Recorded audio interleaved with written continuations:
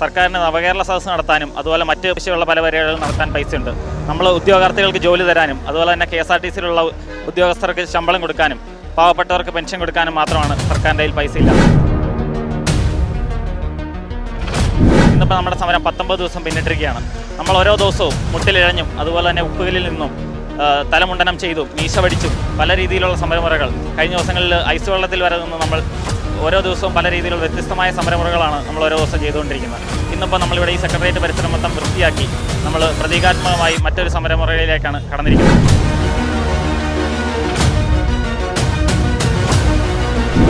എന്തിനാണ് ഞങ്ങളോട് ഈ അനീതി ചെയ്തത്? ഇത് ചെയ്യാതെ സർക്കാർ വീണ്ടും നോട്ടിഫിക്കേഷൻ വിളിക്കുകയും ഉദ്യോഗാർത്ഥികളെ വഞ്ചിക്കുന്ന ഒരു സാഹചര്യമാണ് നിലവിലുള്ളത്.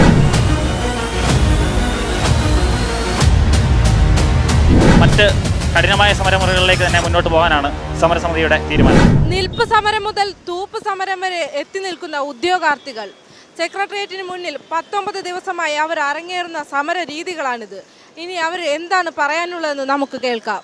നമ്മൾ സിവിൽ പോലീസ് ഓഫീസർ റാങ്ക് ലിസ്റ്റിൽ ഉൾപ്പെട്ട ഉദ്യോഗാർത്ഥികളാണ്. 2019 നോട്ടിഫിക്കേഷൻ വന്ന് 2 ഘട്ട പരീക്ഷയും ഫിസിക്കൽ ടെസ്റ്റും കഴിഞ്ഞ് 2023 ഏപ്രിൽ മാസം 13 റാങ്ക് ലിസ്റ്റ് പബ്ലിഷ് ചെയ്യപ്പെട്ട 530/2019 എന്ന കാറ്റഗറി നമ്പർ ഉൾപ്പെട്ട ഉദ്യോഗാർത്ഥികളാണ് നമ്മൾ. നമ്മുടെ റാങ്ക് ലിസ്റ്റിൽ 14,000-ഓളം ഉദ്യോഗാർത്ഥികൾ ഉൾപ്പെടുകയും റാങ്ക് ലിസ്റ്റിൻ്റെ കാലാവധി 10 മാസം പിന്നിടുന്ന ഈ സാഹചര്യത്തിലും 21% താഴെ മാത്രമാണ് നമ്മുടെ റാങ്ക് ലിസ്റ്റിൽ നിന്നും നിയമനം ലഭിച്ചിരിക്കുന്നത്. മറ്റൊരു പ്രധാനപ്പെട്ട കാര്യം എന്ന് പറഞ്ഞു കഴിഞ്ഞാൽ 2021 അന്നത്തെ PSC ചെയർമാനും അന്നത്തെ കേരള മുഖ്യമന്ത്രിയും നിയമസഭയിലും അതുപോലെ പത്രസമ്മേളനം നടത്തിയും പറഞ്ഞിരുന്നത് ഇനി മുതൽ റാങ്ക് ലിസ്റ്റുകൾ പബ്ലിഷ് ചെയ്യുന്നത് വേക്കൻസികൾ എത്രയാണോ അതനുസരിച്ച് മാത്രമായിരിക്കുമെന്നാണ്. വേക്കൻസിക്ക് അനുസരിച്ച് മാത്രം ഇട്ട ഒരു റാങ്ക് ലിസ്റ്റിൻ്റെ കാലാവധി അവസാനിക്കാൻ ഇനി വിരലിലെണ്ണാവുന്ന ദിവസങ്ങൾ, വെറും 40-42 ദിവസങ്ങൾ മാത്രം ഉള്ളപ്പോഴും 10,000-ഓളം ഉദ്യോഗാർത്ഥികൾ വെളിയിലാകുന്ന ഒരു സാഹചര്യമാണ്. 2021 മുൻ CPO റാങ്ക് ലിസ്റ്റും അതുപോലെ തന്നെ LGS റാങ്ക് ലിസ്റ്റുകാരും സെക്രട്ടേറിയറ്റിന് മുന്നിൽ സമരം നടത്തുകയുണ്ടായിരുന്നു. അതിൻ്റെ ഭാഗമായിട്ടാണ് ഇനി മുതൽ ജംബോ റാങ്ക് ലിസ്റ്റ് ഒഴിവാക്കുകയും അതുപോലെ തന്നെ എത്ര വേക്കൻസി ഉണ്ടോ അതനുസരിച്ച് മാത്രമായിരിക്കും റാങ്ക് ലിസ്റ്റ് പബ്ലിഷ് ചെയ്യുക എന്ന് PSCയും സർക്കാരിൻ്റെ ഭാഗത്തു നിന്നും ഒരു റിപ്ലൈ ഉണ്ടായിരുന്നത്. എന്നിട്ട് പോലും ഇത്രയും അധികം ഉദ്യോഗാർത്ഥികൾ ഈ ഒരു റാങ്ക് ലിസ്റ്റിൽ നിന്നും വെളിയിലാകുന്ന ഒരു സാഹചര്യമാണ് നിലവിലുള്ളത്. സർക്കാരിൻ്റെ ഭാഗത്തു നിന്നും നമ്മൾ പല രീതിയിലും അന്വേഷിച്ചപ്പോഴും നമുക്ക് സാമ്പത്തിക മാന്ദ്യം എന്നൊരു കടമ്പയാണ് അവർ പറയുന്നത്.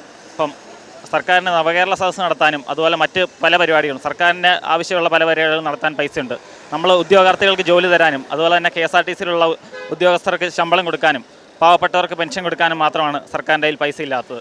അതുപോലെ തന്നെ മറ്റൊരു പ്രധാനപ്പെട്ട കാര്യം എന്ന് പറഞ്ഞാൽ നമ്മൾ നേരെ ഈ ഒരു അനിശ്ചിതകാല സമരത്തിലേക്ക് ഫെബ്രുവരി 12 ഇറങ്ങുകയല്ലായിരുന്നു. നമ്മൾ പല ഘട്ടങ്ങളിലായി നമ്മൾ 7 ജില്ലാ കേന്ദ്രങ്ങളിലും ഒരു ഏകദിന ഉപവാസം നടത്തി. അതുപോലെ തന്നെ ഒരു ദിവസം നമ്മൾ സെക്രട്ടേറിയറ്റ് ഫ്രണ്ടിൽ 3000-ഓളം ഉദ്യോഗാർത്ഥികൾ ഉൾപ്പെടുത്തിക്കൊണ്ട് ആശങ്കകൾ അറിയിച്ചുകൊണ്ട് തിരി തെളിയിച്ചുകൊണ്ട് ഒരു പരിപാടി നടത്തുകയുണ്ടായത്.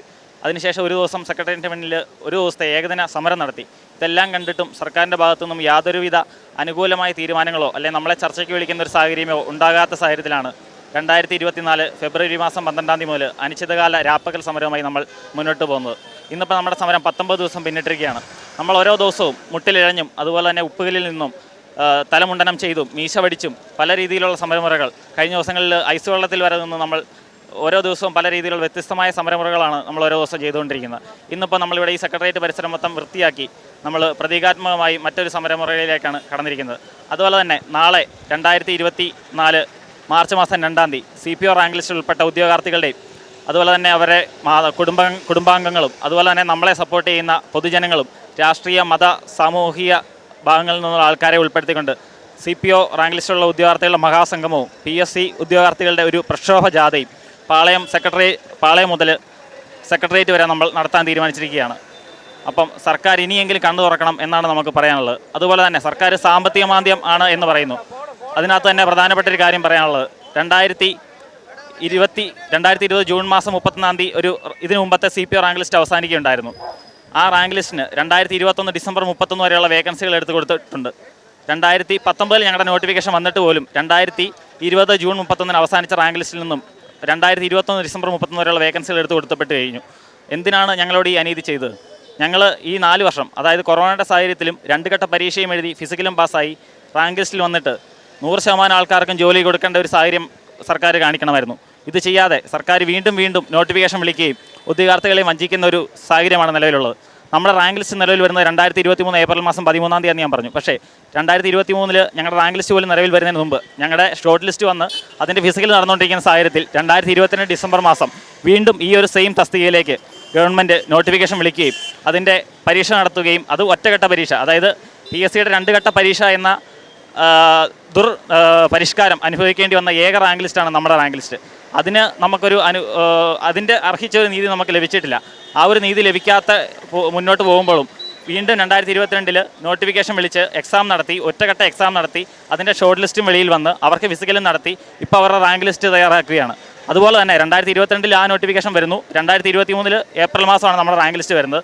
അതും കൂടാതെ 2023 ഡിസംബർ മാസം വീണ്ടും ഒരു നോട്ടിഫിക്കേഷൻ, അതായത് പോലീസ് കോൺസ്റ്റബിൾ തസ്തികയിലേക്ക് ഒരു സമയത്ത് ഇപ്പോൾ 3 നോട്ടിഫിക്കേഷൻ. ഞങ്ങളുടെ റാങ്ക് ലിസ്റ്റ് അവസാനിക്കാൻ 2 മാസം മാത്രം നിൽക്കുന്നു. അതുപോലെ തന്നെ അതുകൂടാതെ ഇപ്പോൾ പുതുതായിട്ട് 2022 ഡിസംബർ മാസം വിളിച്ച നോട്ടിഫിക്കേഷൻ്റെ റാങ്ക് ലിസ്റ്റ് വരാൻ നിൽക്കുന്നു. അതും കൂടാതെ 2023 വേറൊരു നോട്ടിഫിക്കേഷൻ വിളിച്ചിട്ട് അതിൻ്റെ എക്സാം ഈ മെയ് മാസം 25-ാം തീയതി നടക്കാൻ പോകുന്നു. ഒരു തസ്തികയിലേക്ക് ഒരു സമയം 3 നോട്ടിഫിക്കേഷൻ നിലനിൽക്കുന്ന ഒരു സാഹചര്യമാണ് ഇപ്പോൾ നിലവിലുള്ളത്. PSCയുടെ ചരിത്രത്തിൽ തന്നെ നമുക്ക് നോക്കിയാൽ മനസ്സിലാവും, ഒരു തസ്തികയിലേക്ക് ഒരു സമയത്ത് 3 നോട്ടിഫിക്കേഷനുള്ള വേറെ ഏതെങ്കിലും ഒരു തസ്തിക നമുക്ക് കാണാൻ സാധിക്കില്ല. അതുപോലെ തന്നെ മറ്റൊരു കാര്യം എന്ന് പറയുന്നത്, ഇപ്പോൾ ഫോഴ്സിലേക്കുള്ള നിയമനം നടന്നുകൊണ്ടിരിക്കുകയാണ്. അത് എക്സൈസ്, ബീറ്റ് ഫോറസ്റ്റ് ഓഫീസർ, അതുപോലെ തന്നെ ഫയർമാൻ, ഈ എല്ലാ റാങ്ക് ലിസ്റ്റും വേക്കൻസിക്ക് അനുസരിച്ച് തന്നെയാണെന്നാണ് സർക്കാർ പറഞ്ഞിരിക്കുന്നത്, റാങ്ക് ലിസ്റ്റ് ഇട്ടേക്കുന്നത്. അത് നമുക്ക് അല്ലെങ്കിൽ അത് പരിശോധിച്ചാൽ മനസ്സിലാവും. നമ്മുടെ റാങ്ക് ലിസ്റ്റിനോടൊപ്പം വന്ന റാങ്ക് ലിസ്റ്റാണ് അതെല്ലാം. എന്നിട്ട് പോലും അവർക്കെല്ലാം ഒരു 60%, 70% നിയമനം ഇപ്പോൾ നടന്നു കഴിഞ്ഞിരിക്കുന്നു.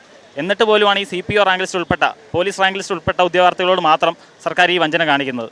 നമ്മളോട് മാത്രമാണ് ഈ ഒരു വഞ്ചന നിലവിൽ തുടർന്നുകൊണ്ട് 10,000-ഓളം ഉദ്യോഗാർത്ഥികൾ റാങ്ക് ലിസ്റ്റിൽ നിന്നും പുറത്താകുന്ന ഒരു സാഹചര്യമാണ് നിലവിലുള്ളത്. നമ്മൾ മുന്നോട്ട് നമ്മുടെ സമരം കടുപ്പിച്ച് തന്നെ മുന്നോട്ട് പോകാനാണ് തീരുമാനിച്ചിരിക്കുന്നത്.